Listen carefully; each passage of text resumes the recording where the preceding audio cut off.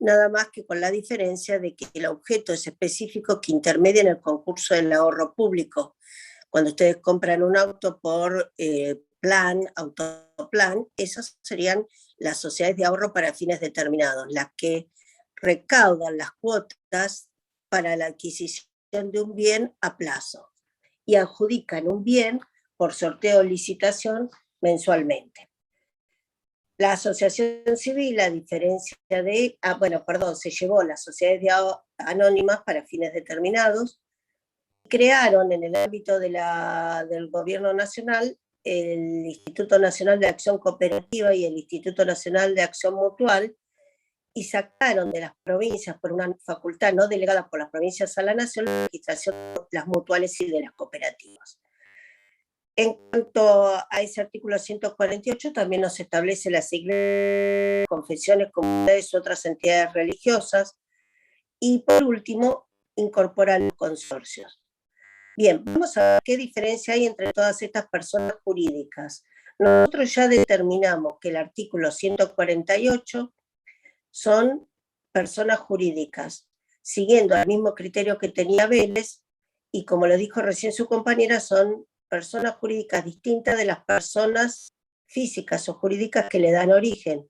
Una vez que una sociedad se constituye o una persona jurídica de las enumeradas en el artículo 148 se constituye conforme los recaudos legales de la figura que adopta, ese ente tiene una personalidad jurídica propia que se separa de las personas que le dieron origen y actúa a través de lo que se llama la teoría del órgano u organicista en nuestro ordenamiento jurídico, que el legislador le prevé quiénes son los que ejercen funciones de administración y representación, funciones de gobierno deliberativa y funciones de fiscalización. Vamos de nuevo. Si yo creo una persona jurídica conforme lo establecido en el artículo primero de la ley 19.550, que la clase anterior empezamos con esa definición y dijimos que había sociedad cuando uno o más personas, le dije, no, en primer lugar les dije que esa definición había sido modificada en el sentido de que siempre el legislador, hasta esta última reforma legislativa, hablaba de sociedad cuando había plurilateralidad de partes. Al hablar de la sociedad de un solo socio, estamos admitiendo al empresario individual de responsabilidad limitada. En cuanto a esto, ¿qué íbamos a decir? Vamos a decir lo siguiente: en nuestro país, hasta la unificación legislativa, la doctrina estaba muy dividida en aceptar sociedades de un solo socio.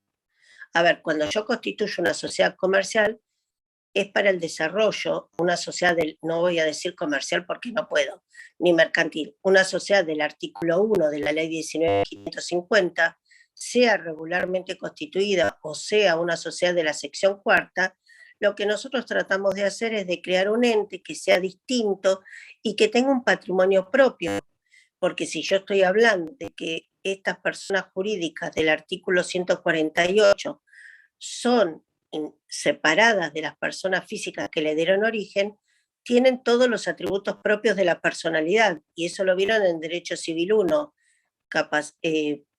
patrimonio, denominación, un domicilio, ¿sí? Cuando yo doy nacimiento a una persona jurídica, en este caso a una de las sociedades regularmente constituidas del artículo 1 de la ley 19.550, yo le tengo que darle una denominación social, que es un nombre social que después vamos a ver, que se llama denominación subjetiva o objetiva, según el tipo social, y que antes se llamaba la denominación subjetiva antigua razón social. Le vamos a asignar un patrimonio que va a estar constituido por el aporte inicial que realizan los socios, o sea que el patrimonio que va a tener el sujeto de derecho para el cumplimiento de una determinada actividad es separado del patrimonio de los socios. ¿Cómo se integra? Con aportes iniciales. Yo, para adquirir el carácter de socio en una sociedad, tengo que transferir algo en propiedad o en uso y goce que sea de mi propiedad y lo transmito a propiedad del sujeto de derecho. O sea que esa persona jurídica va a tener su patrimonio propio.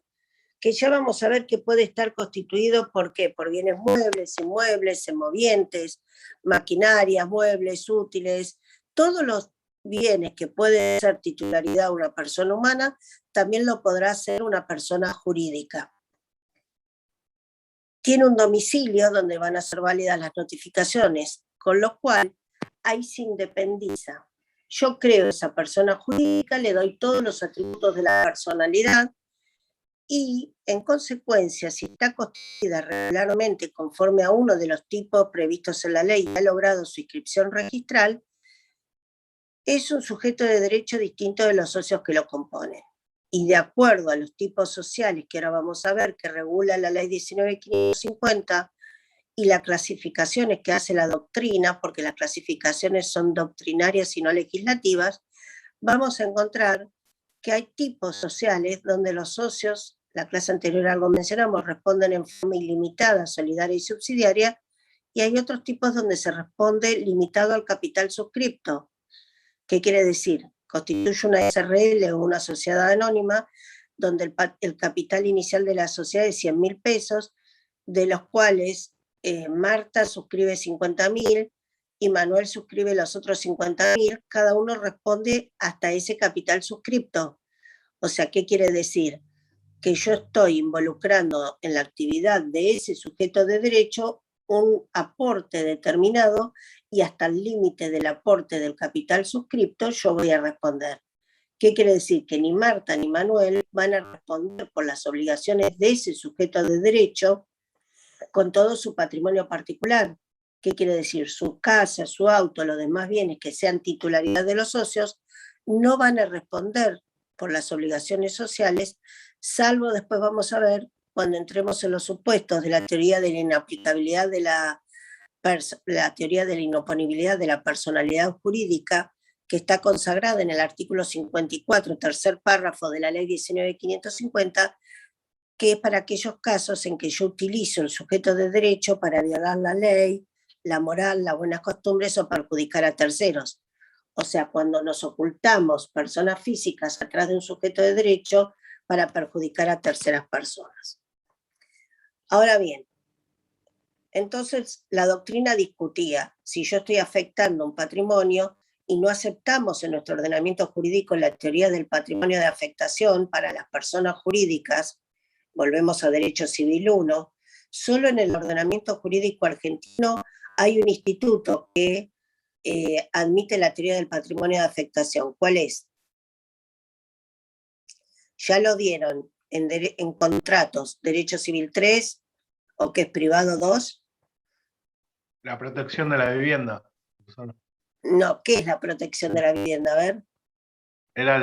Está sustentando lo que es el bien de familia, digamos, en el Código de Vélez. Pero eso es un patrimonio de afectación, ¿o qué es el instituto del bien de familia? O de la protección de la vivienda familiar, lo llaman de lo mismo. Dígame, ¿qué es lo que puede hacer cuando usted afecta un inmueble al régimen de bien de familia? ¿Qué le cubre? ¿Quién estaba hablando? Yo, Diego. A ver, Diego, ¿qué cubre la protección de la vivienda familiar? Y la protección de la persona ante cualquier hecho desafortunado, o sea, ante cualquier situación, un accidente, por ejemplo. A ver, digamos, protege a la persona, a ver de a uno, que no lo protege a la persona. Protege, digamos, al bien, digamos, al bien o a la propiedad. Protege a un determinado bien, ¿de qué? Sí. De la oponibilidad de terceros. De los deudores. Bien, o sea, no es que protege a un bien de los daños o perjuicios que sea responsable el titular del bien, perjuicios a terceros o por distintas circunstancias. Está bien, parecería que es un patrimonio de afectación, pero lo que es que la ley está permitiendo que la vivienda familiar esté protegida para el sustento de la familia y de los hijos. Pero ¿cuál es la única normativa en nuestro ordenamiento jurídico que admite que exista la teoría del patrimonio de afectación. ¿Puede ser en el fideicomiso? Perfecto. Es la única normativa que habilita la existencia de un patrimonio de afectación. ¿Por qué? Porque el fideicomiso es un contrato, no da nacimiento a una persona jurídica, sino que es un contrato mediante el cual él o los fiduciantes transmiten al fiduciario la propiedad de determinados bienes para que al vencimiento del contrato, como plazo máximo de 30 años, ya lo establecía la 24.441, lo recalca el 1666 y siguiente del nuevo Código Civil y Comercial, o al vencimiento de una condición, por ejemplo, a que todos los hijos sean mayores de edad o que cesen incapacidad, etcétera, el bien, el fiduciario lo transmita al beneficiario. Ahí sí hay un patrimonio de afectación. ¿Por qué? Porque el bien queda en propiedad fiduciaria en cabeza del fiduciario y no va a poder ser afectado ni por los terceros acreedores del fiduciante, del fiduciario, ni de los beneficiarios. En cambio, acá es distinto. Acá yo tengo dos... Sí, ¿quién habla? Profe, ¿puede ser que no se tome también como hipoteca, que no se pueda poner como hipoteca? Si es un Pero bien la de familia. hipoteca no está separada de los acreedores. Hay un acreedor que sí lo puede ejecutar el bien. ¿Cuál es? El titular. No, el titular no se va a... El titular es el deudor. El banco lo puede ejecutar. El acreedor hipotecario, que podrá ser un banco, entidad financiera o podrá ser otro particular. Entonces, cuando yo les dije estudiemos las teorías sobre la personalidad jurídica, vimos la teoría de la ficción, la teoría de Savigny, la teoría del patrimonio de afectación, que ustedes estudiaron en Derecho Civil 1, y vemos que nuestro legislador acepta la teoría de la ficción, diciendo que es un ente jurídico capaz de adquirir derechos y contraer obligaciones. 141 y siguientes del Código Civil y Comercial acepta esta nueva teoría, esta teoría, al igual que lo establecía el Código de Baylis. Entonces, ¿por qué me fui tan lejos? Yo a veces empiezo a explicar y me voy, córtenme si me voy tanto. Hablamos de unilateralidad o plurilateralidad. A nosotros nos cuesta entender que tengamos una sociedad de un solo socio. ¿Por qué? Porque parecería que un socio adopta la figura de una persona jurídica, una persona humana o jurídica, crea a su vez otra persona jurídica, donde aporta determinados bienes, da nacimiento al nuevo sujeto de derecho y crea una persona jurídica distinta con un patrimonio distinto. Algunos autores lo criticaron por dos conceptos. Primero, que cuando hablamos de sociedad, la doctrina entendía o entiende que tiene que haber acuerdo de voluntades. Por eso la naturaleza jurídica del acto constitutivo de sociedad es la de ser un contrato plurilateral de organización, hasta la reforma de la unificación legislativa. ¿Qué quiere decir? Que siempre eran dos o más contrato, acuerdo de voluntades, plurilateral, dos o más partes, personas humanas o personas jurídicas, ¿sí? De organización, ahora vamos a ver qué es organización jurídica conforme a uno de los tipos previstos en la ley. La doctrina dice, para aceptar esta sociedad de un solo socio, que en realidad estemos o no de acuerdo, la legislación argentina tiene que ayornarse para poder competir en el mercado mundial. Esta es la realidad.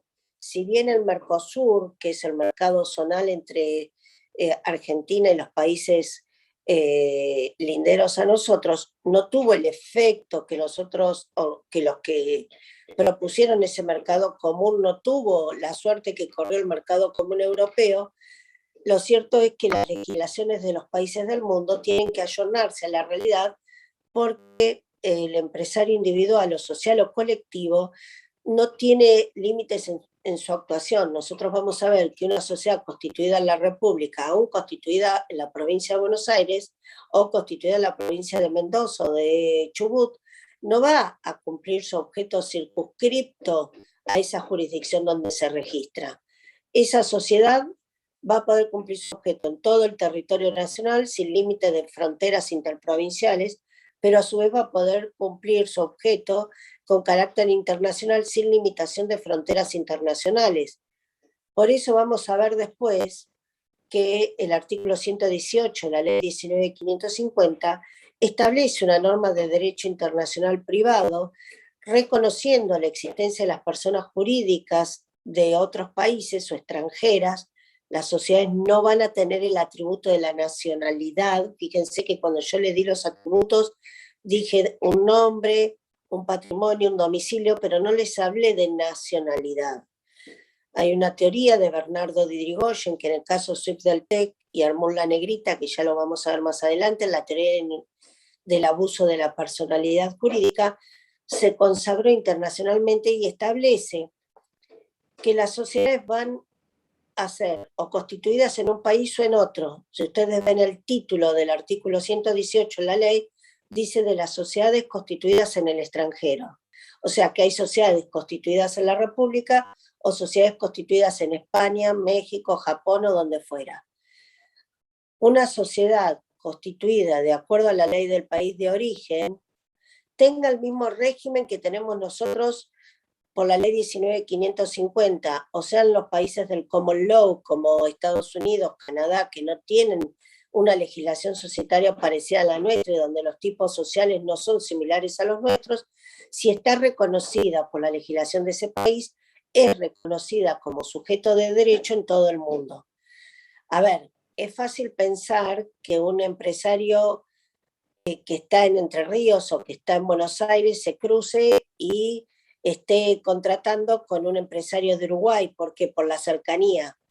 Pero hoy los contratos digitales o las redes sociales nos van a permitir esa misma cercanía, esté con Uruguay, sea uno de Mendoza con Chile, o sea uno de Tierra del Fuego con uno que esté en China. ¿Qué quiere decir? Que hoy las distancias se han acortado y a su vez, aun cuando no habían aparecido los medios digitales, también el comercio era internacional. Y así fue la evolución histórica que les habrá dado el doctor McInerney en cuanto a la existencia de ferias y mercados, el comercio marítimo, terrestre, que fue evolucionando y fue generando la nueva legislación.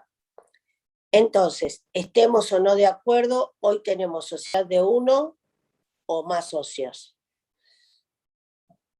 ¿Y cómo lo llamamos al acto constitutivo cuando es una sociedad de un solo socio? Ya no decimos contrato plurilateral, sino decimos acto unilateral de voluntad. Ahora, ese acto unilateral, aun cuando yo constituya algún tipo de los que la ley me va a permitir que sea unipersonal, y que la clase anterior dijimos que nuestro legislador solo estaba admitiendo a la sociedad anónima como tipo unipersonal,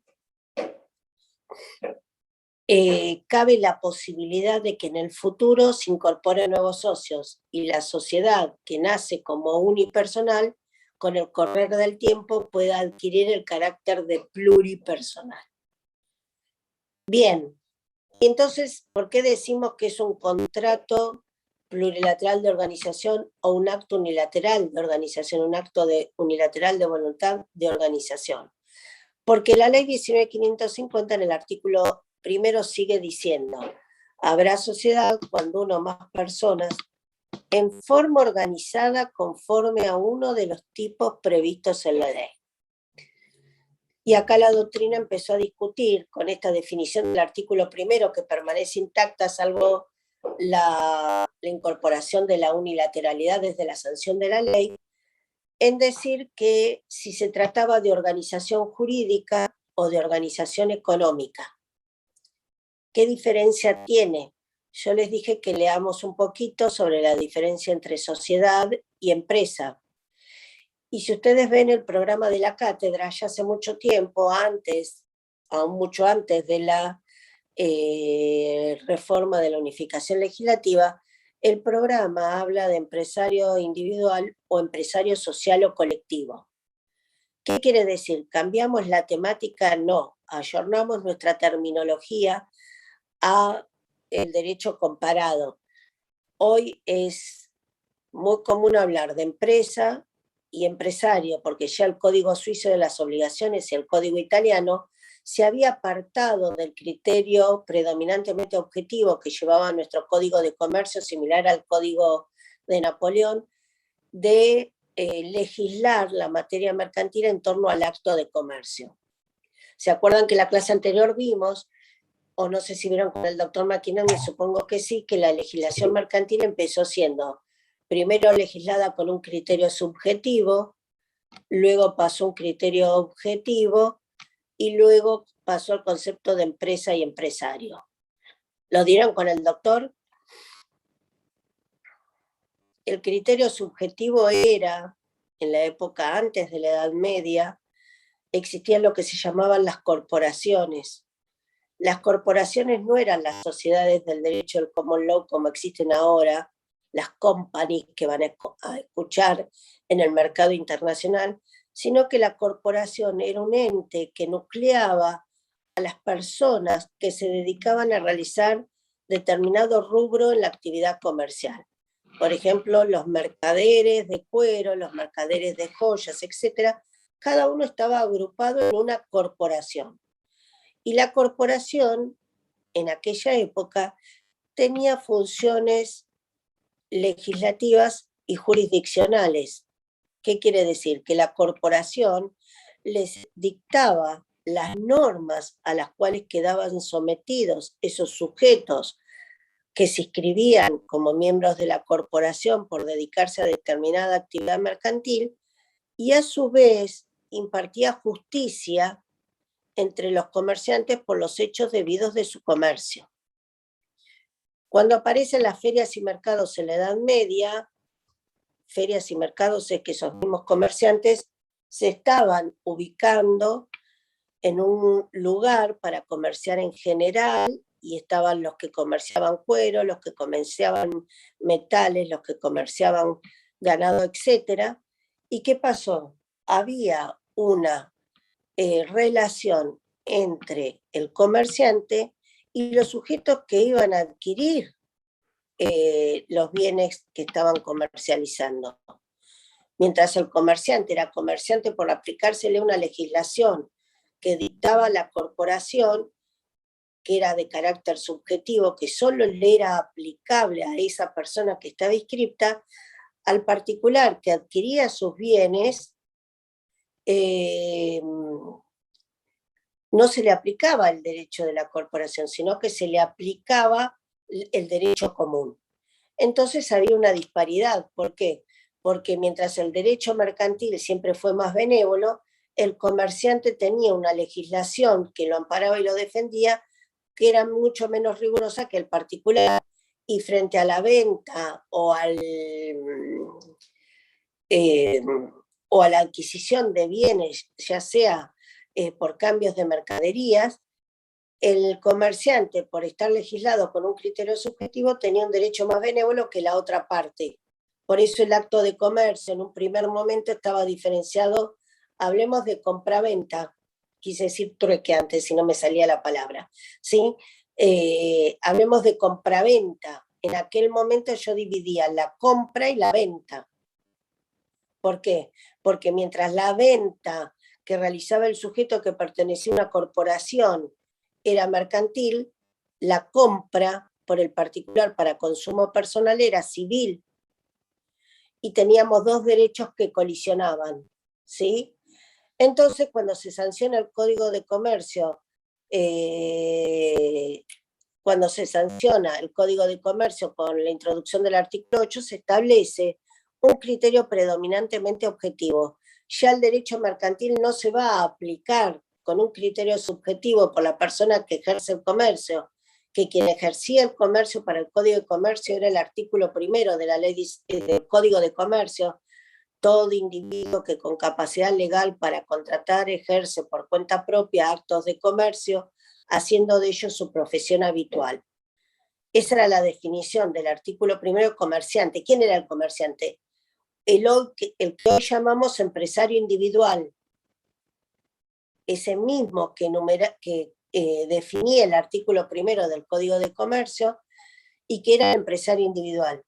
Y hoy llamamos empresario social o colectivo a todos los que ejercen una actividad comercial como sujetos de derechos bajo las figuras de personas jurídicas que permite cada legislación. Se pasó entonces de un criterio subjetivo a un criterio objetivo. Estábamos ahí, aplicábamos en una segunda época, a partir del Código de Napoleón, 1789, después de la Revolución Francesa, es una fecha fácil para recordar. Vélez adecúa el Código de Comercio y establece un criterio objetivo, pero es predominantemente objetivo. ¿Por qué? Porque en el artículo 8 dijimos que hace una enumeración de los actos de comercio, pero en el artículo 1 recién vimos que seguía definiendo la persona del comerciante, o sea que parece que el eje central todavía en aquella época seguía rigiendo en torno al sujeto comerciante, ¿sí? Bajo la definición de ese artículo 1. Y en el artículo 6 se establecía el acto predominantemente mercantil, o sea que creaba una presunción a favor de los comerciantes, invirtiendo la carga de la prueba, y decía que todos los actos realizados por un comerciante, que eran los que encuadraban en la definición del artículo 1, se consideraban mercantiles salvo prueba en contrario. A ver, vamos de nuevo, volvemos.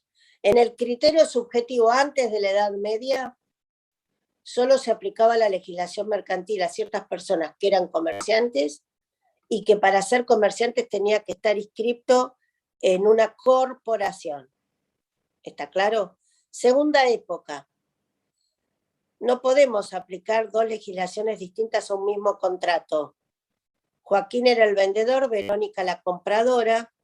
A Verónica se le aplicaba el derecho común, mucho más riguroso y siempre tenía más sanciones, que a Joaquín, que era el vendedor, que se le aplicaba el derecho de la corporación.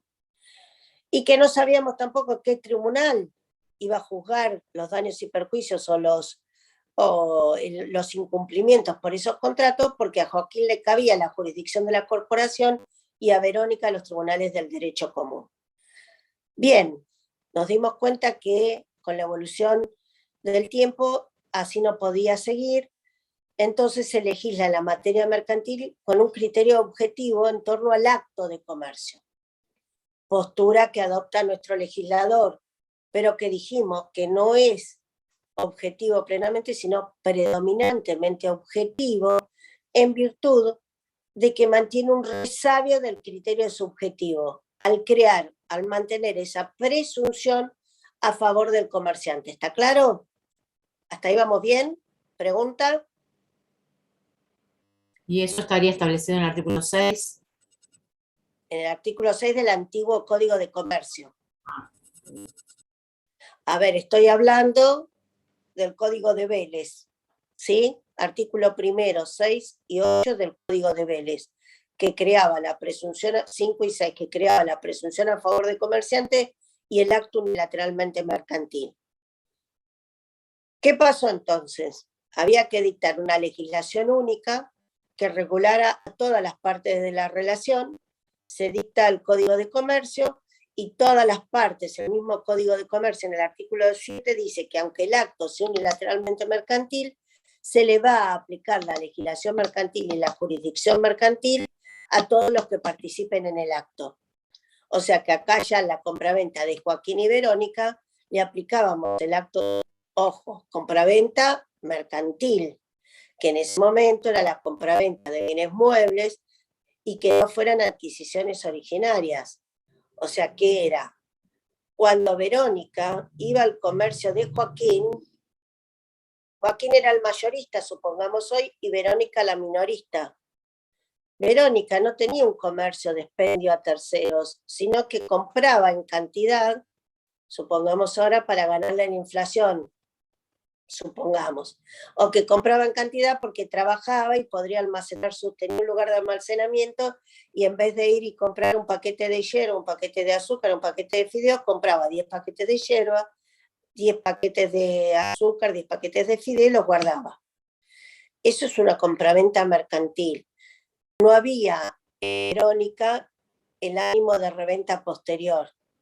¿Qué pasaba si después Verónica se dio cuenta que había comprado en exceso y le vendía a Marta algunos de los productos que había adquirido? Y bueno, tendríamos que ver qué carácter tenía esa compraventa de Verónica Marta de esos productos, porque Verónica se los puede vender en el mismo valor que lo adquirió, sin ganancia posterior, sino que simplemente se dio cuenta que se excedió en la compra, hizo una enajenación posterior, y ahí ya no sé si estamos, la doctrina dice que ya no es una compraventa mercantil, porque Verónica no tenía el ánimo de lucro de reventa posterior, en el mismo distinto estado de mayor o menor valor.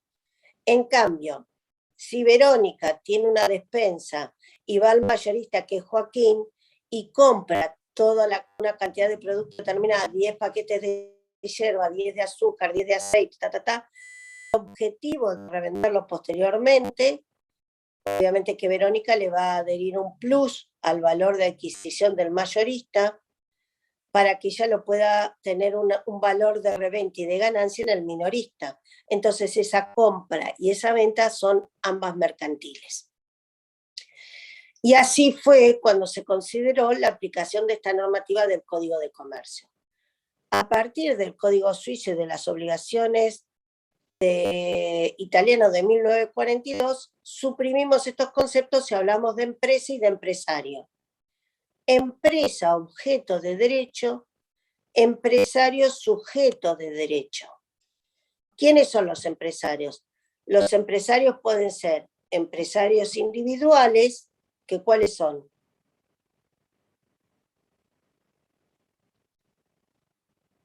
Las personas físicas. ¿Que encuadraban en qué antigua definición? Comerciante. Perfecto. A los antiguos comerciantes los vamos a llamar a los empresarios individuales, y a las antiguas personas jurídicas que ejercían una actividad comercial, sociedad comercial, hoy sociedades de la ley 19.550, los llamamos empresarios sociales o colectivos.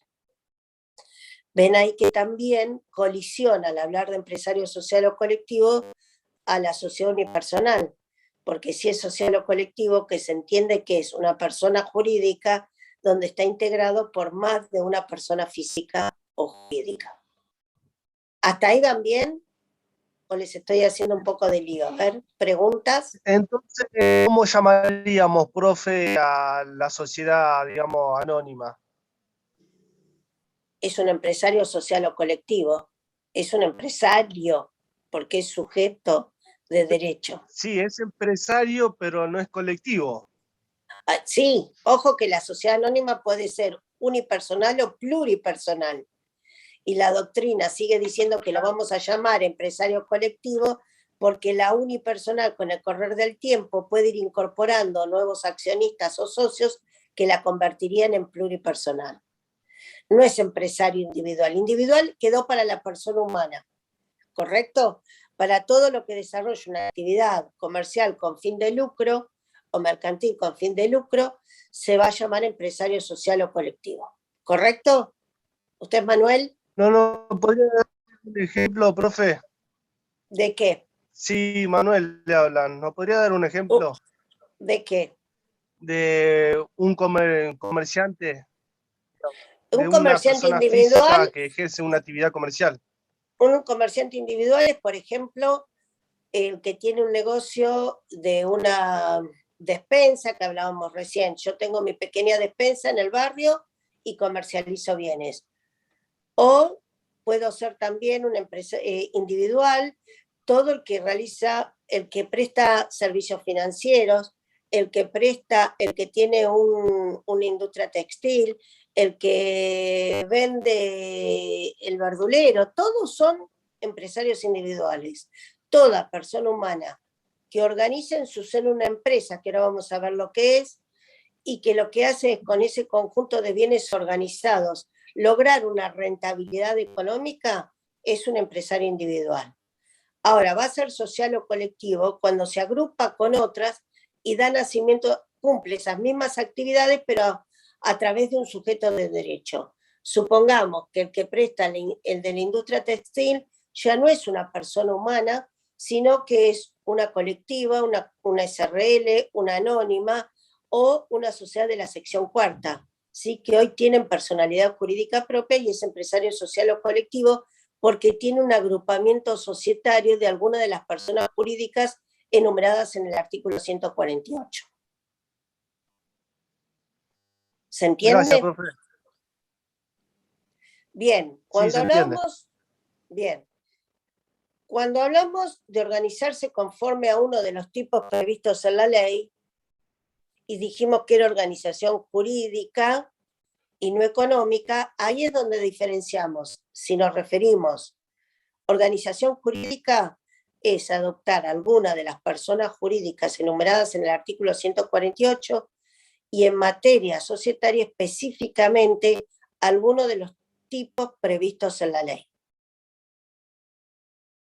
Para que se encuadre dentro del concepto del artículo primero, yo tengo que tener una organización jurídica. ¿Qué quiere decir? Que va a haber sociedad en los términos de la ley 19.550.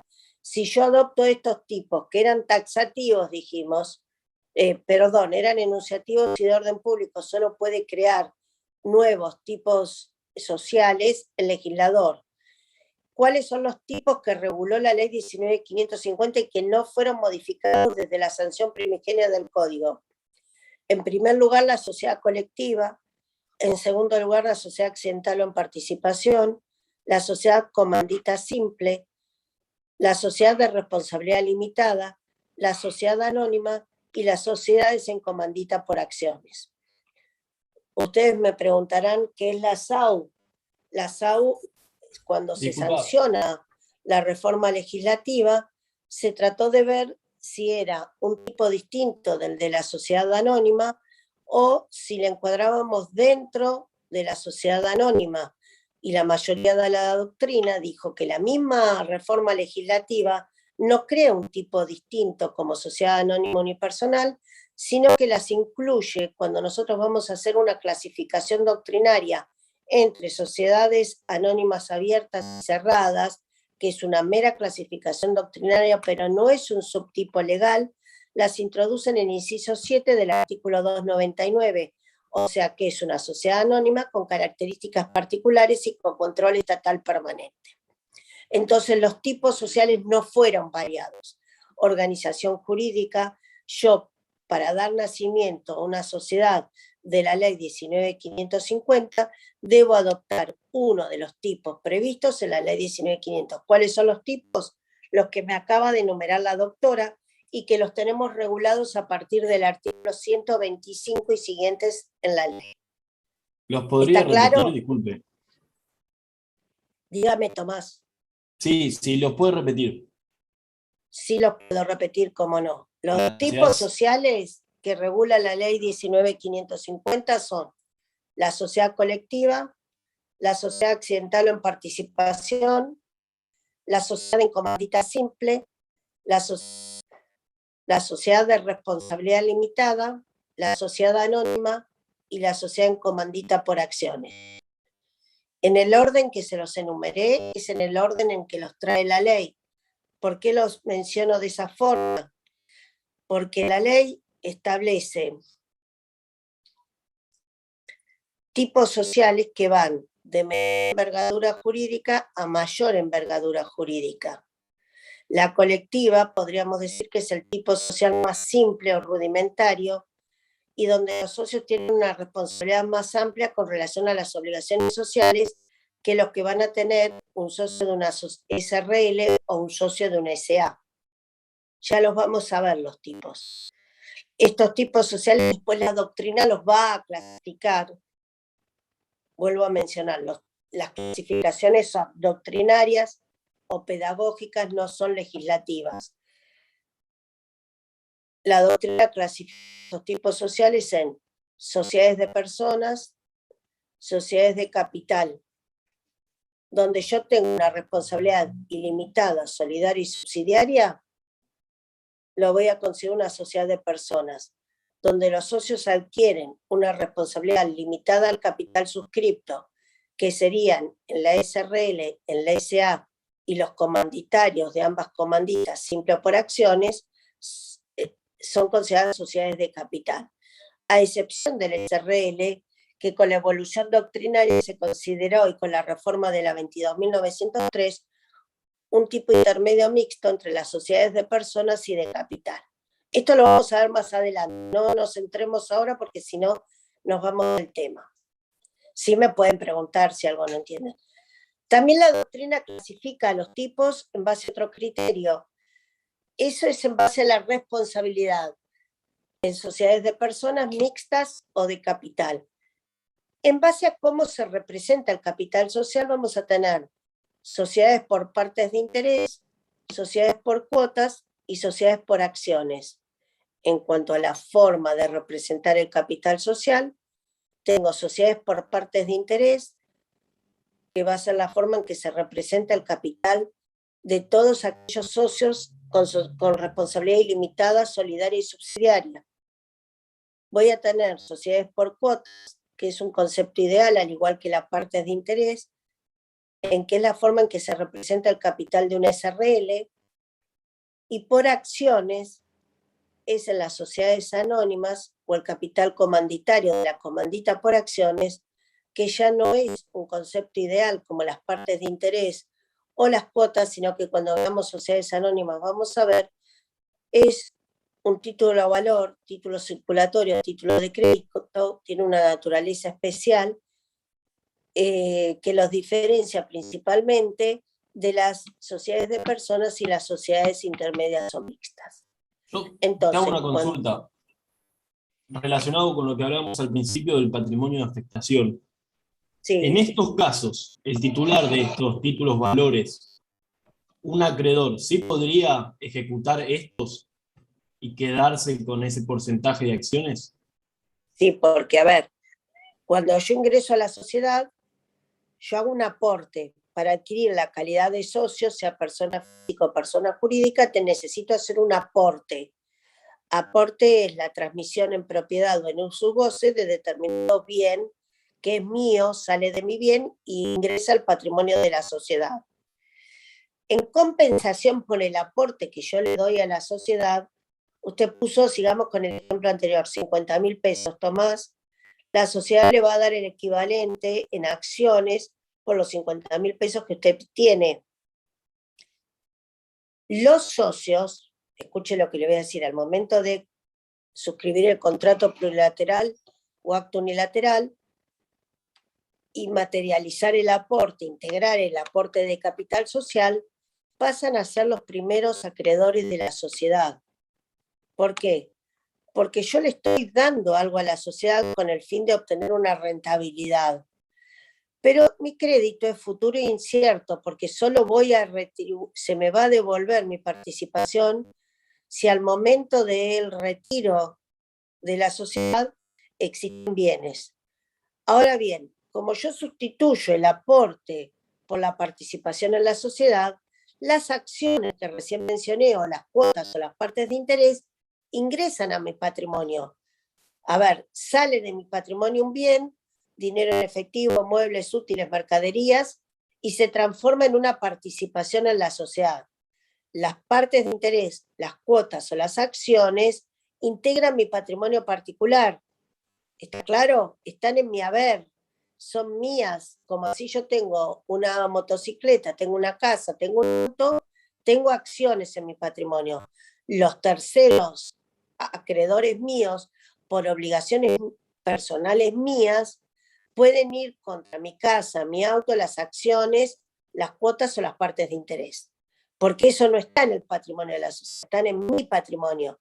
O sea, que se pueden ejecutar y si las adquiere un tercero en un remate público, es el tercero en que ingresa a la sociedad y yo salgo.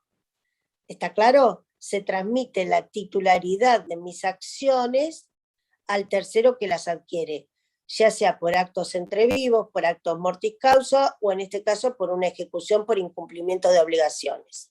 Es más, las acciones, las cuotas o las partes de interés pueden ser embargadas, ¿sí? Lo perdía, era Tomás, ¿no? Sí, sí, buenísimo. Gracias, doctora. ¿Quedó claro? Sí. Bien. ¿Volvemos? Eso es organización jurídica. Para que nazca un sujeto de derecho, para que se dé nacimiento a una sociedad regularmente constituida, voy a tener que otorgar un contrato de alguna de estas figuras jurídicas previstas por el legislador. ¿Y qué más necesitaba para ser una sociedad regularmente constituida? Inscribirla. Que ese contrato se encuentre debidamente inscrito en algún organismo registral societario de la República Argentina, no importa dónde, ¿sí? Me inscribo en Salta, me inscribo en Misiones, me inscribo en Córdoba, me inscribo en Tucumán, me inscribo en Neuquén, en cualquier jurisdicción. Esa es una sociedad constituida de acuerdo a la ley 19.550, aunque la registración sea local. Bien, nace ahí el sujeto de derecho con oponibilidad. El sujeto de derecho nace con la celebración del contrato y la personalidad jurídica nace con la celebración del contrato, y esto lo recalca el artículo 141 y siguientes del Código Civil y Comercial. Con la inscripción registral adquiero el estado regular de sujeto de derecho, oponibilidad plena y vigencia plena de los beneficios que el tipo social adoptado me acuerda. ¿Correcto? ¿Qué diferencia tiene este concepto de organización jurídica con el de organización económica? Cuando hablo de organización económica me refiero a empresa, ya no me refiero a sociedad o empresario social o colectivo, sino que me refiero ya no a un sujeto de derecho, sino al objeto de derecho. Si nosotros buscamos una definición de empresa, van a encontrar en esos libros que encontraron de la parte general hojas y hojas y hojas de definiciones de empresa. ¿Por qué? Porque cada autor nacional o extranjero le incorporó o le quitó requisitos para que se configure el concepto de empresa. Pero como yo digo que empresa es objeto y sociedad o empresario es sujeto, el empresario individual o el empresario social o colectivo es el titular de la empresa. ¿Qué quiere decir? Que yo tengo que organizar los factores de la producción, los bienes materiales o inmateriales. Antes de la ley de contrato de trabajo, en el concepto de empresa también quedaban incluidos los bienes personales, los trabajadores. Ahora solo están bienes materiales o inmateriales. ¿Cuáles son los bienes? Maquinarias, muebles, útiles, mercaderías, materias primas. Bienes inmateriales, el nombre comercial, el know-how, el valor llave, la clientela, etc. Ustedes van a estudiar con el doctor McInerney la ley 11.687, incorporada al código, que es de transferencia de fondo de comercio. El fondo de comercio es la empresa al momento de su transmisión en conjunto. El empresario individual, social o colectivo no va a poder desarrollar ninguna actividad mercantil si no organiza los factores de la producción. A ver, dábamos como ejemplo recién que había una empresa textil o industrial. Bien, supongamos que tenemos una empresa textil entre todos nosotros que constituimos una sociedad anónima. Bien, todos aportamos dinero a la sociedad. Entonces, ¿qué tenemos que hacer? Comprar todos los bienes que son necesarios para poner la industria textil.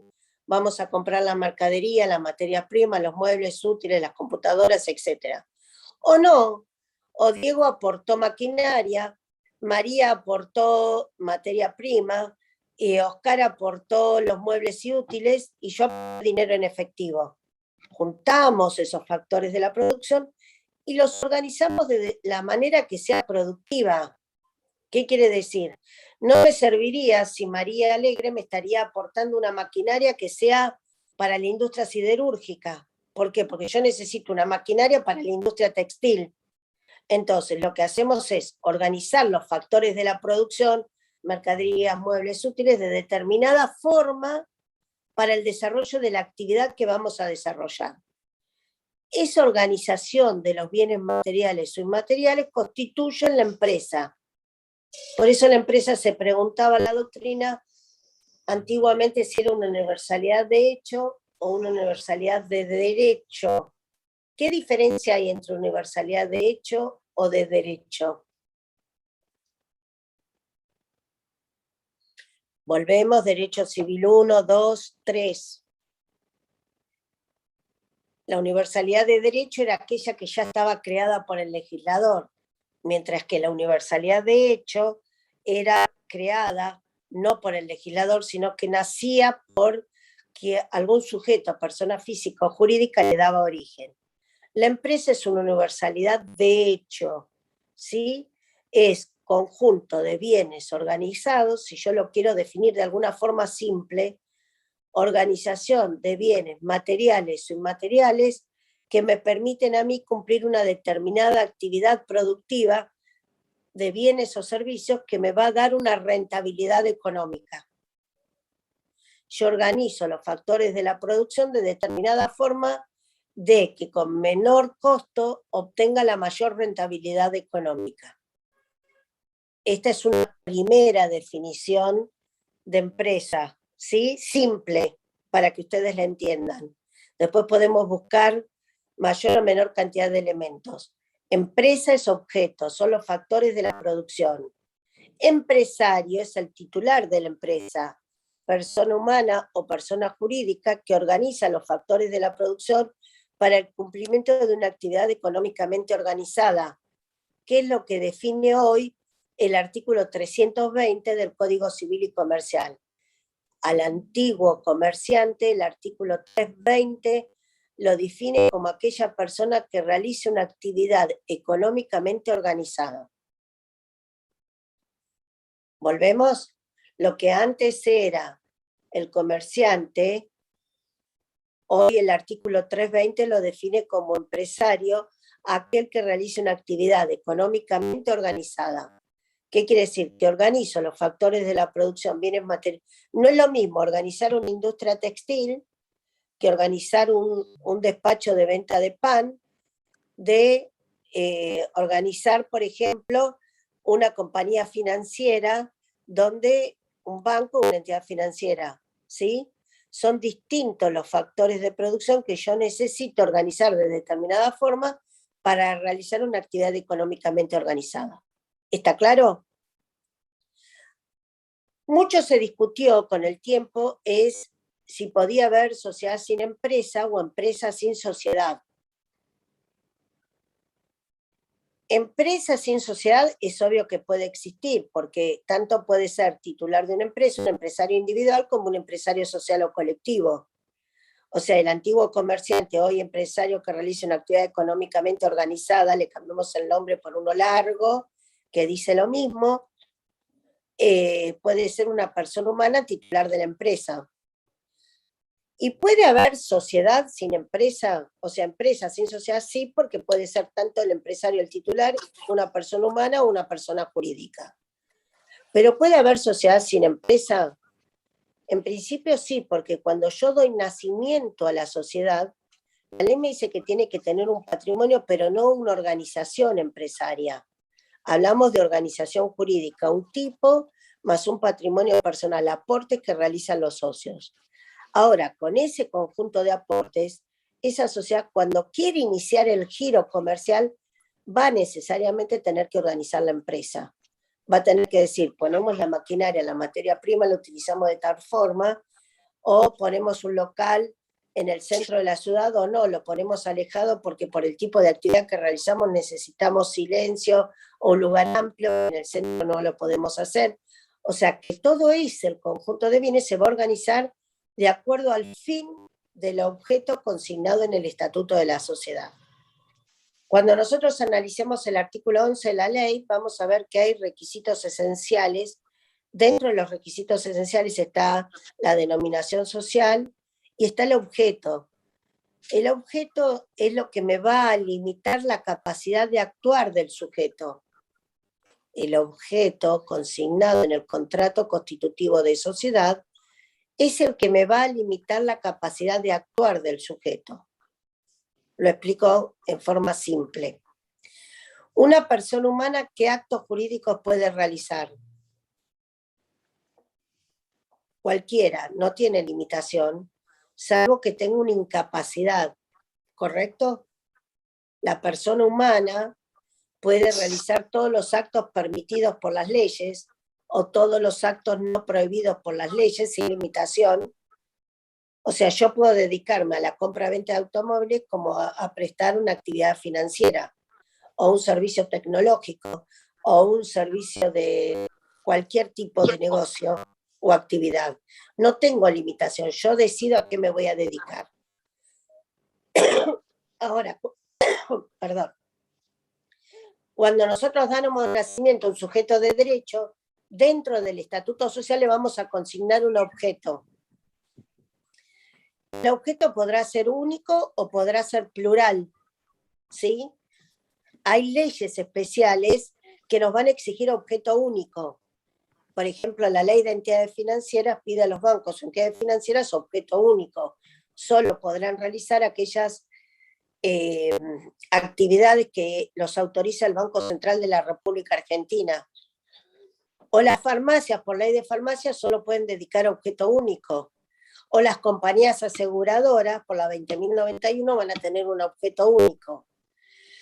Pero si todos nosotros constituimos un SRL o un SA, le podemos poner que nos vamos a dedicar a la compra-venta de mercaderías para la industria siderúrgica, compra-venta de mercaderías para la industria textil, vamos a realizar transporte de cargas de esa mercadería, que es otro rubro, vamos a dedicarnos a la exportación-importación, o sea que el objeto puede ser múltiple. Si yo le consigno mayor amplitud de objeto al sujeto, le limito menos la capacidad de actuar. ¿Qué quiere decir? ¿Que un sujeto de derecho no podría hacer actividades que no están comprendidas en el objeto? Es así, no puede realizar aquellos actos que no están comprendidos en el objeto, porque quien representa al sujeto de derecho va a imputar a la sociedad todos aquellos actos que con la representación legal invocada no sean notoriamente extraños al objeto social, perdón. Que no sean notoriamente extraños al objeto social. ¿Quién me preguntaba algo? ¿Alguien quiso preguntar algo? ¿No? ¿Seguimos? Lo que no quiere decir que en el futuro nosotros podamos modificar el objeto del contrato. A ver, nosotros nos dedicábamos solo a la comercialización de productos de almacén o de productos comestibles y después nos queremos dedicar al transporte o a la logística y distribución de ese tipo de productos. Tendremos que realizar un acto jurídico posterior de reforma del estatuto social e incorporarle al objeto nuevas actividades. ¿Está claro? Esto lo vamos a ir viendo. Entonces, una preguntita, Jorge. ¿qué? Lo que queda establecido entonces en el estatuto es el objeto. La manera de conseguir ese objeto es cualquier medio lícito, digamos, por lo que pueda lograrse ese objeto. Bien, Verónica. Los medios no se establecen en el estatuto de manera de conseguir. Una cosa es el objeto y otra cosa es la actividad. En el estatuto yo dejo plasmado el objeto. Voy a hacer una compañía aseguradora, voy a hacer una entidad financiera, un banco, voy a hacer una prestadora de servicios de multimedia, voy a hacer una sociedad cuyo objeto sea prestar servicios de internet, cable, wifi, etc. Voy a hacer una concesionaria automotor, voy a hacer un supermercado, etc. Todos esos pueden adoptar cualquier objeto. Yo no tengo que consignar en el objeto a través de qué forma voy a cumplir el objeto. Obviamente que cuando veamos objeto, vamos a ver que la ley dice que el objeto debe ser preciso y determinado. Y nosotros le vamos a agregar lícito y posible. A ver, el objeto debe ser lícito y la actividad debe ser lícita. ¿Por qué? Porque yo puedo poner que yo me voy a dedicar a la compra-venta de autopartes para rodados y que voy a realizar la exportación y exportación de estos productos, ¿sí? De autopartes. Ese objeto es lícito. Ahora bien, si yo esa exportación e importación la cumplo, cumpliendo las normas aduaneras, inscribiéndome como exportador-importador en las respectivas, de acuerdo a la respectiva legislación, y actúo con los despachantes de aduana correspondientes, le estoy haciendo un objeto lícito y lo estoy cumpliendo a través de actividad lícita. Pero si yo la exportación la hago en parte de esa forma y en parte hago contrabando a través de las fronteras del país, esa es una actividad ilícita. el objeto puede ser lícito, pero la actividad es ilícita de los administradores o representantes legales. Ahí es donde empieza a encuadrar la teoría de la inoponibilidad de la personalidad jurídica o del abuso de la personalidad jurídica, donde el juez puede correr el velo del sujeto de derecho y decir, señores, ustedes están utilizando la sociedad con un objeto lícito, pero a través de una actividad ilícita, y quieren imputar esos actos ilícitos al sujeto de derecho. No, señor. Corro la personalidad Profe, una jurídica pregunta. y hago responsable a las personas que ejecutó ese acto. O sea, la persona física o humana que realizó el contrabando. ¿Está claro? Vamos a ver que a partir del 2015, también aparte de esta, que antes las personas jurídicas no tenían responsabilidad penal, se dictó una ley de responsabilidad empresarial, que la vamos a estudiar a continuación, donde puede haber actos ilícitos de personas jurídicas. ¿Quién me preguntaba? Sí, Manuel, profe, le habla. Dígame, Manuel. Si las autopartes que yo compro, ¿no?, provienen de un acto ilícito, después yo puedo oponer la personalidad jurídica. Correcto, se aplica la teoría del artículo 54 ter de la ley 19.550. Puede ir contra los perfecto. administradores o contra los administradores y los socios, porque a lo mejor los socios conocen la actividad ilícita que realizan los administradores y representantes legales. Bien, organizamos la persona jurídica conforme a uno de los tipos. Y el artículo primero, seguimos con el artículo primero, entonces organización jurídica, después veremos en cada caso cómo se hace la organización empresaria, que no es requisito para que se configure el concepto de sociedad, conforme a uno de los tipos previstos en la ley, donde los socios se comprometen a realizar aportes. Recién dijimos, el término aporte lo vamos a estudiar todo a partir del artículo 38 y siguientes de la ley. No adquiero la calidad de socio de una sociedad si no materializo el aporte. ¿Sí? El aporte es el conjunto de bienes en propiedad o en uso y goce que transmiten los socios a la sociedad para dar nacimiento al sujeto de derecho y que dan origen al capital o patrimonio inicial del sujeto de derecho. Para la producción o intercambio de bienes y servicios, sigue diciendo el artículo primero. O sea, repite lo mismo que decía el artículo primero de los comerciantes. Producción o intercambio de bienes y servicios. Yo produzco, genero bienes o comercializo bienes o servicios. ¿Sí? ¿Para qué? Para participar de los dividendos y soportar las pérdidas. Así como yo dije que el empresario individual o social o colectivo es el titular de la empresa, es el que organiza los factores de la producción para realizar una actividad económicamente organizada, es el que, si bien busca una rentabilidad asegurada, también es el que corre con los riesgos de esa actividad. O sea, por eso hay participación en las ganancias y soportar las pérdidas. Fíjense que en un país con inestabilidad económica o financiera como el nuestro, un país con inestabilidad política, es más el riesgo que corre el empresario que la rentabilidad.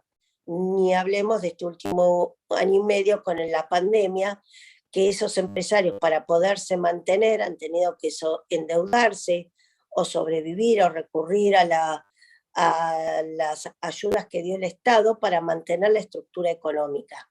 O sea, ¿qué quiere decir? Que cuando yo realizo una actividad económicamente organizada, no quiere decir que tengo un lucro asegurado. ¿Sí? Puedo tener ganancias o puedo tener pérdidas. Por eso el empresario es el titular de la empresa, el que organiza los factores de la producción, pero es a su vez el que responde por las deudas que esa organización empresaria puede generar. ¿Y por qué digo que participamos en las ganancias o en las pérdidas en materia societaria? Porque cuando los socios materializan un aporte, nuestro aporte va a ser un porcentaje en el capital de la sociedad, que va a estar representado por esas partes de interés, por esas cuotas o por esas acciones que materializan mi participación en la sociedad. Y en principio, el socio va a participar en las ganancias y en las pérdidas hasta el monto del capital que suscribe, salvo que en el contrato de sociedad se estableciera una forma distinta de participar en las ganancias y en las pérdidas, siempre que no entremos en las disposiciones o cláusulas leoninas del artículo 13 de la ley. ¿Qué quiere decir? Que la misma ley me va a permitir que yo participe de ganancias o de pérdidas al cierre del ejercicio económico una vez al año, en distinta proporción a la forma en que participo en el capital social, pero no tiene que ser de tal magnitud en que un solo socio participa de las ganancias y otro solo socio participa en las pérdidas. La ley sanciona con la nulidad de esa estipulación cláusulas nulas o leoninas que no producen la nulidad del contrato, ¿sí? No produce la estipulación de una cláusula dentro de lo normado en el artículo 13, no me va a producir la nulidad del contrato, sino la nulidad de la estipulación. Supongamos que Marta y Karina constituyen una sociedad, los dos aportan por partes iguales, pero dicen, Marta correrá con todas las ganancias y Karina con todas las pérdidas. Esa estipulación es nula, lo prohíbe la ley. Yo podré decir que Marta participa en un 50% del capital social, pero le vamos a reconocer que participe en los beneficios en un 60%, no en un 50%. ¿Por qué?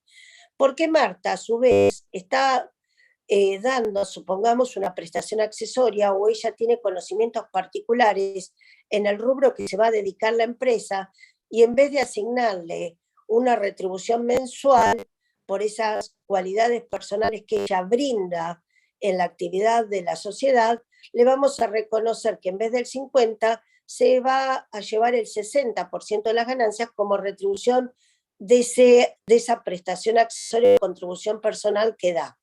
Por ejemplo, nosotros nos dedicamos a la exportación e importación de autopartes, sigamos con el mismo ejemplo, y Marta es despachante de aduana. Marta va a prestar sus servicios a la sociedad como despachante de aduana, pero no nos va a cobrar un honorario por la actividad personal que ella va a realizar. ¿Por qué? Porque nosotros le vamos a compensar en el contrato de sociedad con una retribución mayor en las ganancias. Eso estaría permitido. Y entonces Karina ya no se lleva el 50% que había aportado, sino el 40%. Ahí estaría permitido. A ver, ¿qué quiere decir? Los socios revisten el carácter de socio en la sociedad, pero a su vez, del aporte que realizan, pueden dar prestaciones accesorias. Artículos 50 y siguientes de la ley. O pueden, por cualidades personales, supongamos que uno de los socios fuera ingeniero u otro fuera arquitecto y nos dedicamos a la construcción, compra, venta, o alguno fuera martillero y vamos a hacer la comercialización de lotes urbanos o suburbanos, o de lo que estuviera en un conjunto inmobiliario, y utilizamos esas cualidades personales que tienen los socios para el desarrollo de la actividad del sujeto de derecho.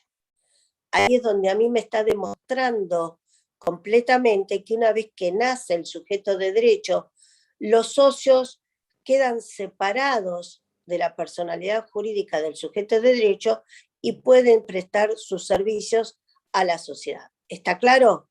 Supongamos que Marta dice, no, yo no voy a participar en las ganancias, sino Marta se lleva el 50%, Karina se lleva el 50%, pero yo presto el asesoramiento o la actividad de despachante de aduana y voy a cobrar un sueldo o una remuneración adicional por esa actividad que desarrollo.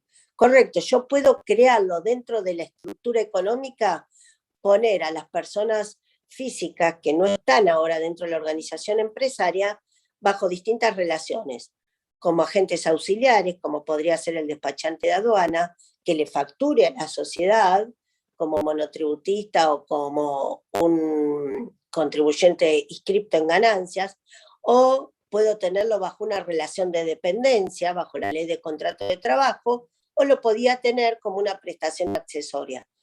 Todo eso lo va a ver la conveniencia del sujeto de derecho, porque yo tener la menor cantidad de relaciones laborales y más autónomo fuera de la estructura empresaria, me va a permitir tener menos riesgos en la organización empresaria.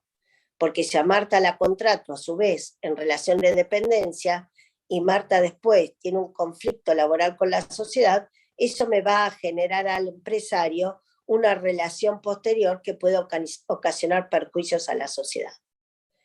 Entonces, volvemos. De la definición del artículo primero tenemos que puede ser los siguientes elementos: la unilateralidad o plurilateralidad de partes, el concepto de tipicidad, todo esto lo vamos a ir desarrollando en toda la parte general de la ley. El concepto de tipicidad, organización jurídica conforme a uno de los tipos previstos en la ley, el concepto de aporte para dar nacimiento al sujeto de derecho y darle el atributo del patrimonio, que acá la ley lo va a llamar capital y que después vamos a ver cuál es la diferencia entre capital y patrimonio, la participación en las ganancias y en las pérdidas. Y hay un elemento adicional que no está enumerado en ese artículo primero de la ley, pero que surge, que se llama la affectio societatis, o sea que es la voluntad de los que suscriben el contrato plurilateral de organización o el acto unilateral de voluntad de dar nacimiento a un sujeto de derecho distinto de los socios que lo componen.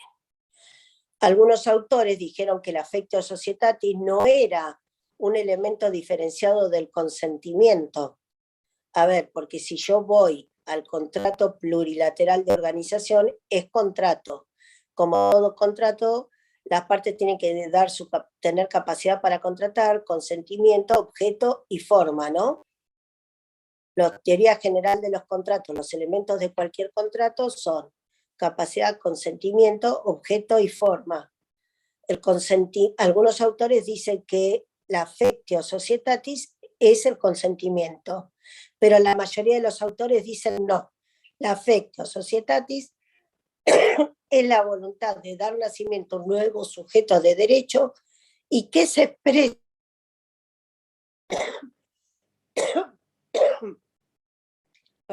y que se expresa a través del consentimiento.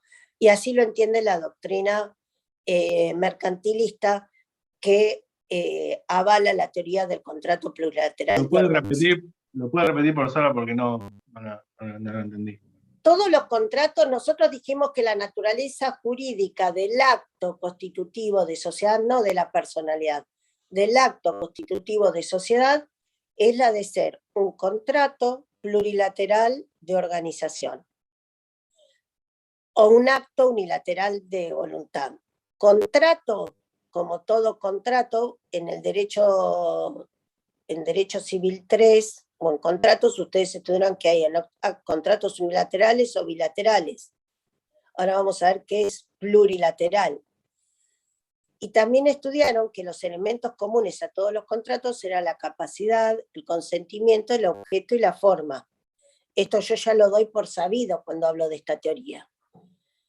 Bien, capacidad de las partes que suscriben el contrato, objeto del contrato, consentimiento, es cómo los socios expresan la voluntad de suscribir ese contrato, en este caso de dar nacimiento a un sujeto de derecho.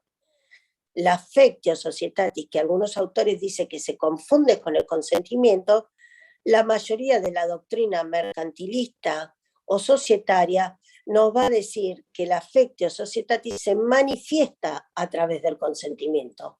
Cuando nosotros suscribimos el instrumento público o privado de constitución de uno de los tipos sociales, estamos dando nuestro consentimiento y manifestamos a través de ese consentimiento la affectio societatis. ¿Y qué diferencia hay entre un contrato unilateral o bilateral y un contrato plurilateral? Porque yo digo que el acto constitutivo de sociedad es un contrato plurilateral de organización. Díganme un ejemplo de contrato bilateral. Compraventa. Compraventa. Los intereses, ¿cómo son en la compraventa?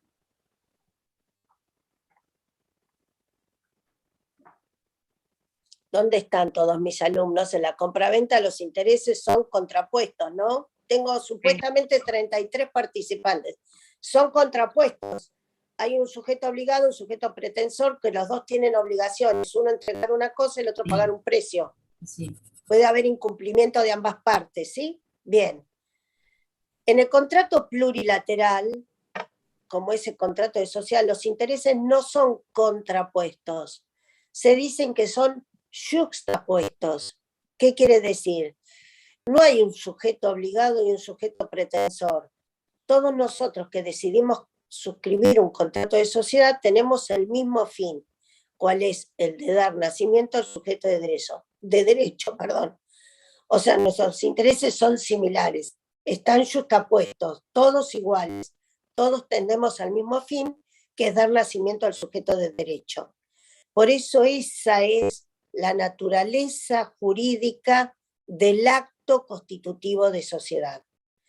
Mientras la naturaleza jurídica del sujeto de derecho es la de ser una persona jurídica, una creación del legislador, un centro de imputación normativa capaz de adquirir derechos y contraer obligaciones, el acto constitutivo nace a través de un contrato escrito, que adopta uno de los tipos previstos en la ley y que luego peticiona su inscripción registral para su oposición erga omnes.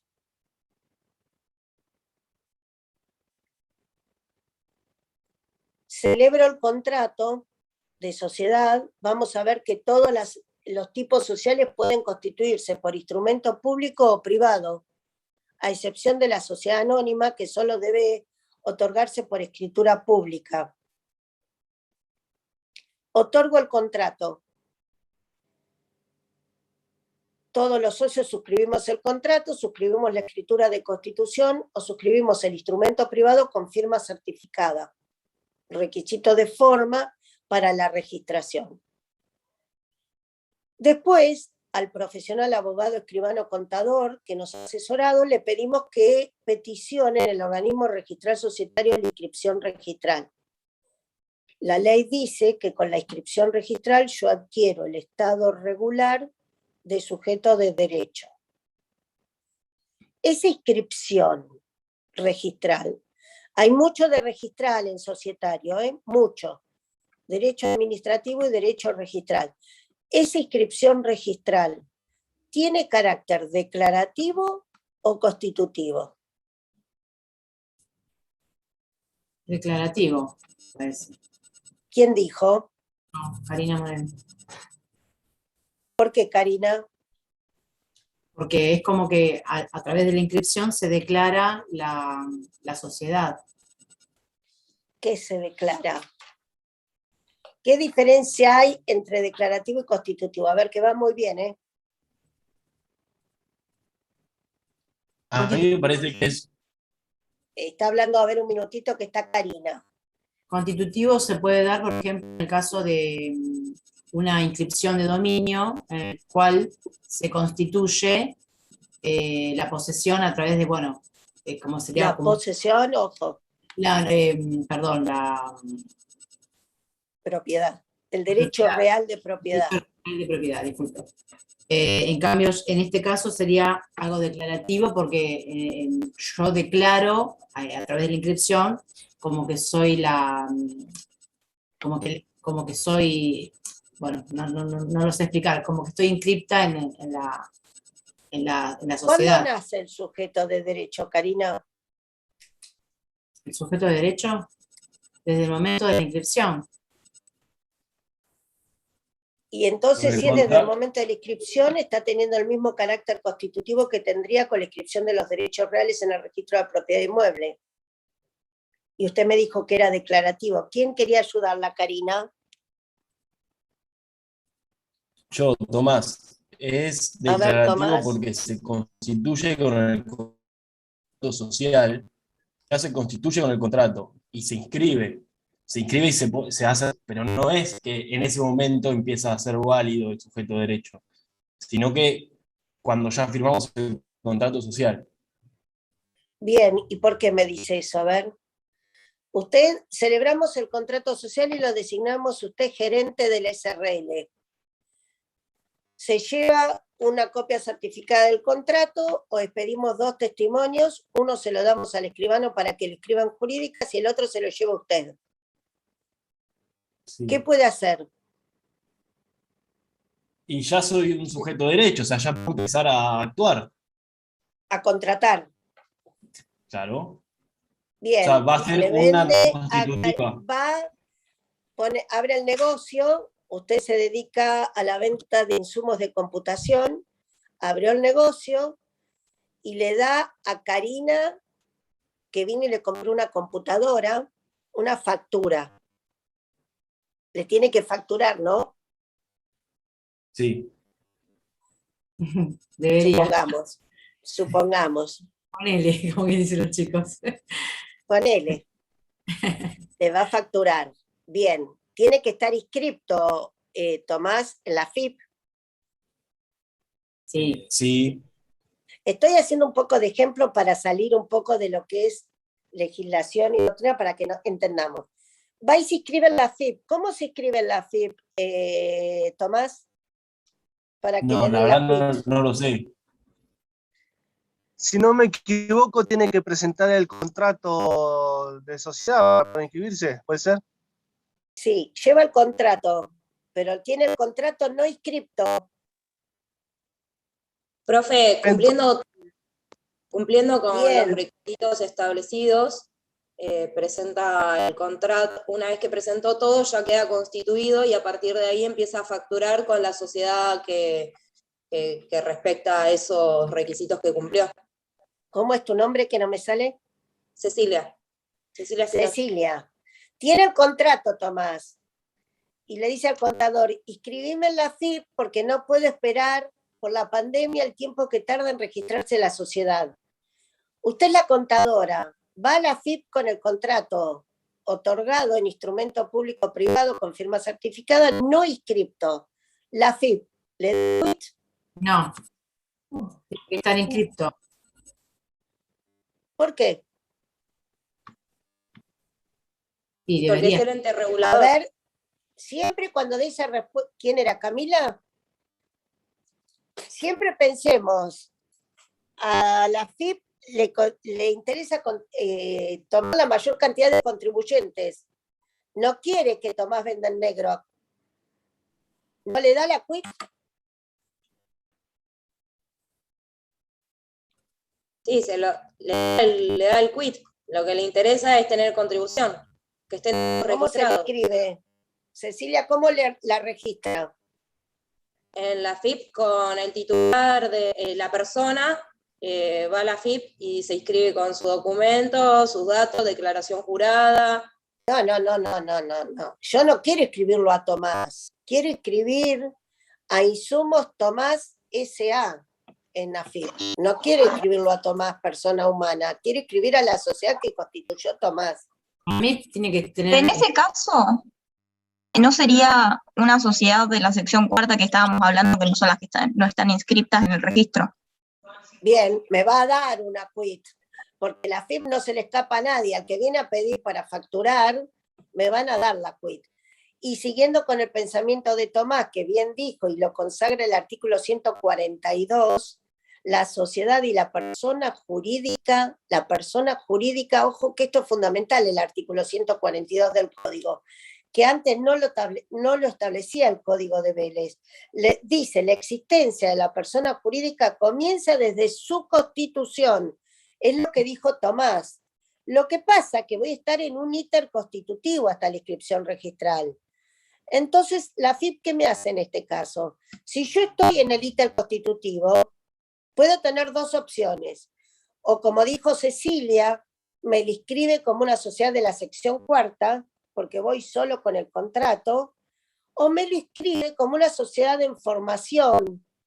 Información que es, que le demuestro que tengo el contrato y a su vez tengo el inicio del trámite de que la voy a registrar, que quiero adquirir el estado regular. y entonces me van a dar una quit por 90 días, que me la van a seguir prorrogando, hasta tanto yo obtenga la inscripción definitiva del contrato de sociedad. Los efectos frente a terceros son distintos, porque si yo estoy en una sociedad de la sección cuarta, por los actos que celebra Tomás por esa venta, le vendió la computadora. ¿Y qué pasó con la computadora? Tuvo un problema y Camila se va a quejar, porque mientras las obligaciones se cumplan, no pasa nada, pero el problema hay cuando existen daños y perjuicios. Entonces Camila le va a reclamar. ¿Y Tomás qué hace? Tomás puede responder o no, o dice que era un vicio oculto que le corresponde al fabricante, que él no es responsable, que tiene que demandar a Hewlett Packard o a la que corresponda, y que él no es responsable. Y se inicia un juicio de daños y perjuicios. ¿Contra quién? Y hago una demanda colectiva. Yo también, contra Tomás, contra la sociedad de Tomás, que después veremos si quedó en la responsabilidad de la sección cuarta, o quedó en una sociedad en formación y ya una vez inscripta se le aplica el régimen de responsabilidad por actos del tipo social adoptado, por actos anteriores a la inscripción, o directamente va a ser personalmente el responsable. A ver, si yo soy sociedad de la sección cuarta, que nunca voy a lograr la inscripción registral o no la pedí, voy a tener una responsabilidad simplemente mancomunada frente a Karina. O sea que va a responder Tomás y la sociedad con los bienes que tenga simplemente mancomunada. Ahora, si soy una sociedad que estaba en formación y durante todo ese periodo logró la inscripción registral, por actos anteriores a la registración ya se me va a aplicar el régimen de responsabilidad del tipo social adoptado. Será de responsabilidad ilimitada, solidaria y subsidiaria, si estoy en una sociedad de personas, será de un régimen de responsabilidad limitada al capital suscripto si logré la inscripción registral de una SRL o de una SA. ¿Correcto? Entonces, la inscripción registral tiene solo carácter constitutivo del estado regular del sujeto de derecho. No es constitutiva de la persona jurídica. Es bien, como dijo nuestra compañera, es declarativa la inscripción, porque el sujeto de derecho nace desde el otorgamiento del contrato. Si yo voy cumpliendo los plazos legales o los recaudos legales, no los plazos, los recaudos legales, a mí me van a permitir, por un acto que yo hice durante el íter constitutivo hasta que logre la inscripción registral, aplicar el régimen de limitación de responsabilidad del tipo social adoptado. A ver, vamos a este caso. Tomás constituyó una sociedad anónima, Insumos Tomás S.A. le ponemos para que sepamos el ejemplo, está en el íter constitutivo, fue y sacó clave única de identificación tributaria como sociedad en formación. ¿Qué quiere decir? Que le demostró a la AFIP que no solo tiene el contrato, sino que ya peticionó ante el organismo registral societario el inicio del trámite. Si el trámite me tarda una semana, 3 meses o un año, a mí me está demostrando que soy un sujeto de derecho que quiero adquirir el estado regular. Bien, la ley tiene una modificación en cuanto a la normativa del plazo de inscripción registral y dice, esto fue introducido por la unificación legislativa, se le va a aplicar los efectos retroactivos solo cuando se haya peticionado la inscripción registral dentro de los 20 días de otorgado el contrato, de otorgado el instrumento. Pasado los 20 días, si la inscripción se peticiona pasado los 20 días, el organismo registral solo podrá inscribir esa sociedad, si no existe oposición de terceros. Vamos a analizar este artículo. ¿Qué artículo es? Sí. ¿Qué artículo es? Ahora me fijo la ley, espere. Eso fue introducido, ahora no sé si fue el 6 o el 7, ahora no tengo la ley, el 6 creo que es de la ley o siguientes, alguno de los primeros artículos que establece un plazo de 20 días. ¿De la ley 1550? Sí, esperen que acá lo tengo, las reformas.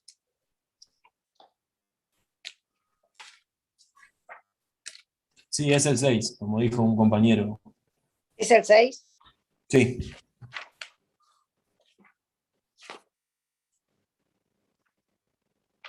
Sí, es el 6. Y plazo para la inscripción. El plazo para la inscripción. Vamos a analizar este artículo que nos trae bastantes problemas. Este fue introducido, modificado por la unificación legislativa. En el antiguo Código de Comercio, antes de la ley 19.550, el artículo 39 del Código de Comercio decía que las inscripciones en el Registro Público de Comercio, de entre las cuales se hacía la inscripción de las sociedades comerciales, debían hacerse dentro de los 15 días del otorgamiento del acto para tener efecto retroactivo. Efecto retroactivo era reconocerle, en este caso, que la sociedad había nacido al momento de la celebración del contrato, ¿correcto? Ese artículo quedó derogado con la ley 19.550 y el íter constitutivo no tiene plazo de registración. Y hoy mismo tampoco tiene plazo de registración. Yo puedo otorgar el contrato constitutivo hoy y peticionar la inscripción mañana, la semana que viene. Me dieron turno de acá a 20 días porque por las burbujas o por la pandemia no puedo ingresar al organismo si no es con turnos, o recién puedo empezar con un trámite digital a partir de tal día, etc. Bien. O lo puedo ingresar dentro de un año el trámite a la registración.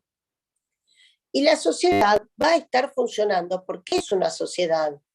¿Por qué? Porque hoy el artículo 142, después de la reforma de la 22.903 al artículo 183 y 184 de la ley 19.550, lo que hizo es ratificar el nacimiento del sujeto de derecho desde el momento del otorgamiento del contrato. ¿Para qué pone hoy el legislador el plazo de 20 días? Simplemente lo puso como un resabio de aquel antiguo artículo 39 del Código de Comercio de Vélez, para que no queden indefinidamente los contratos sin inscripción. Ahora, si el nuevo régimen legal me está permitiendo que yo tenga sociedades de la sección cuarta, donde van a ingresar las antiguas sociedades civiles, donde me van a ingresar las antiguas sociedades irregulares o las atípicas, un contrato escrito no inscripto sería una sociedad irregular, hoy de la sección cuarta, que a su vez el ordenamiento jurídico le está dando el carácter de persona jurídica por esa sección cuarta. El artículo 20 lo único que hace es darle un derecho a los socios que se arrepienten a que dentro de un plazo de 20 días puedan oponerse a esa registración. Tampoco dice la ley esa oposición donde debe ser. ¿La oposición es en sede administrativa o la oposición debe hacerse en sede judicial? La mayoría de la doctrina ha interpretado que ese artículo 20, la oposición debe ser en sede judicial, que toda cuestión posterior que no sea materia de registración tramita en sede judicial.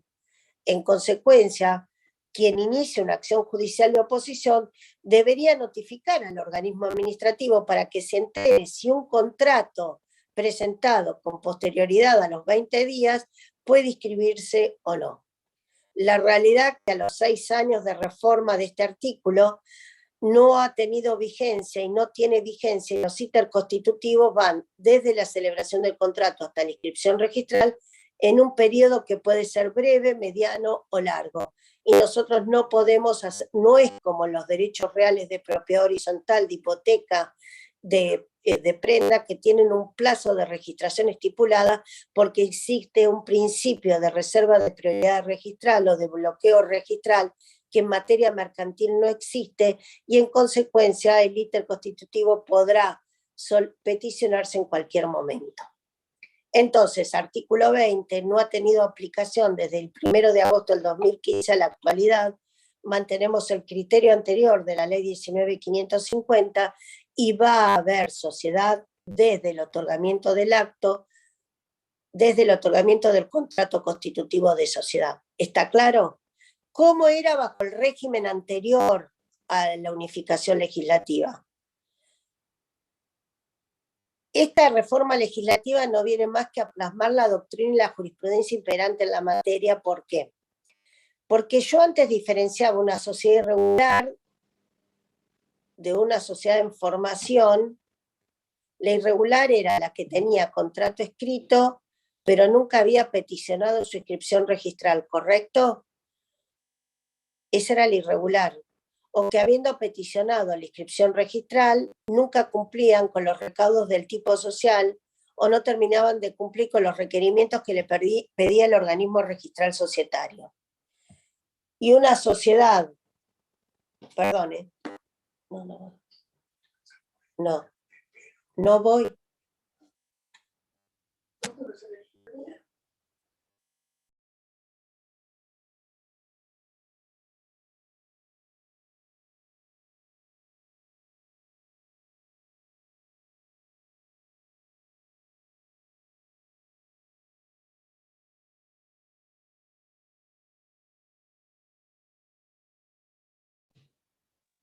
Perdón. La sociedad irregular era aquella que nunca iba a adquirir inscripción registral. La sociedad en formación es aquella que nunca abandonó el íter constitutivo. A ver, que otorgó el contrato, que peticionó la inscripción registral, que ese contrato sufre observaciones, o que porque el aporte fue de un inmueble, tardamos en inscribir el inmueble en el registro de propiedad, porque el aporte fue de una marca y el registro de marca nos tarda en inscribir la marca en nombre de la sociedad. El íter constitutivo va a ser breve si es una constitución simple, donde se aporta dinero en efectivo, acredito la integración y la inscribo. Pero si yo aporté, Manuel aportó un inmueble, Karina aportó un rodado, y ni digo que Cecilia aportó un fondo de comercio, tenemos que cumplir previamente en cada registro esas transmisiones. Tenemos que inscribir el aporte del inmueble de Manuel en el registro de propiedad inmueble, que quede a nombre de la sociedad en formación, el aporte del rodado de Karina en el registro del automotor correspondiente, y hacer todo el procedimiento de transferencia de fondo de comercio de lo que está aportando Cecilia. Entonces, por ahí nos lleva un año todo eso. O sea que la inscripción corresponde a, o sea, el aceleramiento de la inscripción, se ven beneficiados todos los integrantes de la sociedad. Es como que... Correcto, pero lo que está reconociendo la reforma legislativa es que aun cuando yo esté supongamos que constituimos una sociedad anónima con un régimen de responsabilidad limitada, y yo estoy durante el periodo del íter constitutivo sociedad en formación, por los actos que realizamos durante ese periodo en formación, una vez que logramos la inscripción registral, se reconoce la misma responsabilidad como si estuviera regularmente constituida desde el inicio. ¿Está claro? Esa es la diferencia. En cambio, la otra, hoy tengo un régimen simplemente mancomunado. Antes no existía ni siquiera el régimen de simplemente mancomunados. Entonces, lo que les pido es que volvamos a estudiar para la clase próxima. Sociedad regular, sociedades de la sección cuarta, y qué era la sociedad en formación, y cuál fue la reforma legislativa que introdujo la 22.903 en los artículos 183 o 184, que me estaba ampliando la personalidad y reconociendo esa personalidad para los actos realizados por los representantes legales durante el periodo de la sociedad en formación. ¿Alguna pregunta hasta acá? Discúlpenme, pero me llaman del trabajo por eso. ¿Alguna pregunta? No, por mi parte no. No, profe. Ahora voy a subir, ahora les subo la clase, así Profe. ya la tienen, y subo la del miércoles también. Y vamos avanzando. Lo único que va rapidísimo, y como que a mí me cuesta a veces copiar porque me pierdo, y bueno, decir que tenemos la grabación. En los Power está igual, en los Power casi todas las clases están esquematizadas. Cualquier duda me la van preguntando, por eso a veces yo, como las primeras clases hay que hablar de varios temas y explicar qué es aporte, qué es estado constitutivo, qué es el régimen anterior, qué es el régimen posterior. Hay temas que después, cada tema lo vamos a ir desarrollando. A ver, personas, unilateral o plurilateral, ¿quiénes pueden entrar? Vamos a hablar todo de qué personas, porque el artículo 11, inciso primero, me dice individualización de los socios, y yo voy a hacer una aclaración de qué requisitos tienen que tener los socios: personas humanas, personas jurídicas constituidas en el extranjero. Después vamos a hablar de capital, aporte, vamos a desmembrar toda una clase de aportes. Después vamos a hablar del carácter de socios, después vamos a hablar de la denominación, después vamos órganos de administración, gobierno, fiscalización, o sea, que todos los conceptos que van apareciendo, con el correr de las clases los vamos a ir analizando. ¿Por qué? Porque desde el artículo 1 de la ley hasta el artículo 124 es lo que nosotros vamos a tomar como parte general de la ley. Del 1 al 124 es lo que más extensión de tiempo nos va a llevar, porque son todos los conceptos generales. Cuando nosotros podamos aprender todos esos conceptos generales que abarcan desde la Constitución, reforma, aumento, reducción de capital, transformación, fusión, escisión, órganos, representación, resolución parcial, disolución y liquidación, que es la extinción del sujeto de derecho, después nos vamos a poder abocar desde el artículo 125 en adelante a los tipos, que vamos a ver cómo se configura el tipo, y al tipo le van a ser aplicables todas estas normas de la parte general. A todos los tipos, en la medida que el tipo lo permita, le vamos a aplicar los artículos 1 a 124. Por eso tenemos que tener mayor detenimiento en la parte general y después vamos a sintetizar en la parte especial. Por eso yo les digo, si voy muy rápido, si me voy de tema porque me voy a otro tema y no vuelvo, córtenme y avísenme porque por ahí se me pasa. Bueno, ¿alguna profe, pregunta? le quiero hacer una pregunta. Sí, Manuel, Sí, le quiero hacer una pregunta, profe. ¿Nos podría decir qué áreas del programa van a entrar en el primer parcial? todavía no. A medida que avancemos, supongamos que van a llegar desde la Constitución hasta fusión o escisión en el programa, más o menos, de acuerdo a cómo lleguemos, o podemos llegar hasta resolución parcial. Bueno, ¿Sí? gracias, profe. Están así en orden en el programa, vamos a ir desmembrando elementos esenciales, tipificantes, no tipificantes, los órganos, transformación, fusión, escisión, resolución, disolución, liquidación. Yo entiendo que Profe. casi hasta transformación, fusión y escisión va a entrar.